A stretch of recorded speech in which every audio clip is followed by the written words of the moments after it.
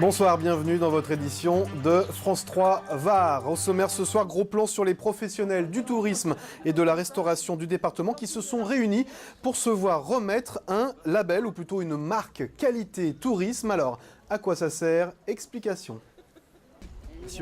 Yann Gabriel est un tout jeune diplômé de 48 ans. Entre ses mains, la marque Qualité Tourisme qui vient de lui être décernée.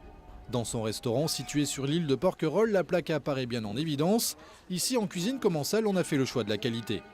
Même sans ça, je l'aurais fait. Je suis en pleine démarche permanente avec mes salariés de la qualité optimale. Voilà. Ça commence par l'accueil, ça commence par une présentation de table, ça commence par une carte qui respecte les goûts du jour. Première industrie du département, le tourisme est un enjeu économique majeur pour le Var.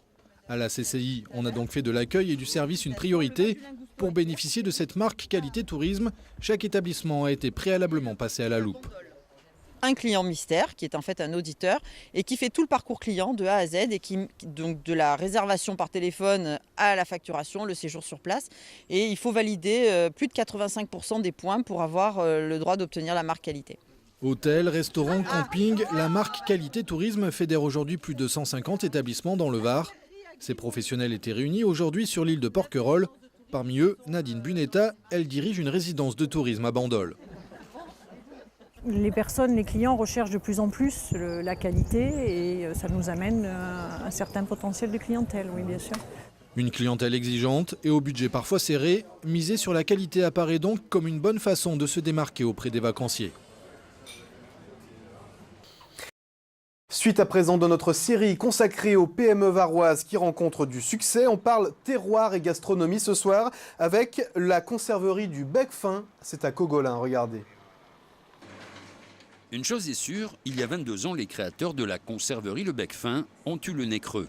On se disait qu'il y avait un créneau pour des produits de qualité à plus petite échelle et qu'il y avait surtout une clientèle nous sommes sur un site touristique et c'était surtout rechercher le vrai goût du produit que l'on consomme à la maison. Une recette qui a fait mouche avec la construction en 2006 de cette unité de fabrication, 1400 m² dédiée à la conserve en bocaux. Voilà, donc réception des légumes frais et remplissage des bocaux pour la soupe au pistou. Des produits achetés en circuit court, soit directement chez les producteurs.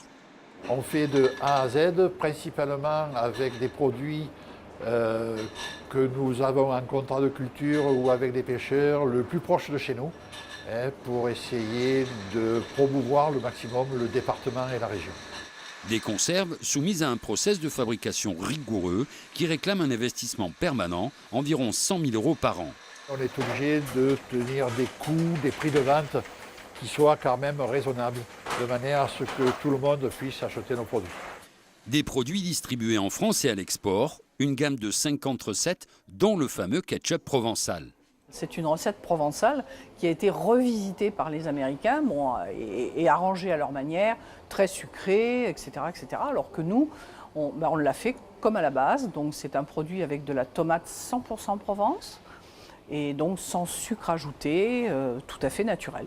L'entreprise compte aujourd'hui 19 salariés et réalise 3 millions € de chiffre d'affaires par an.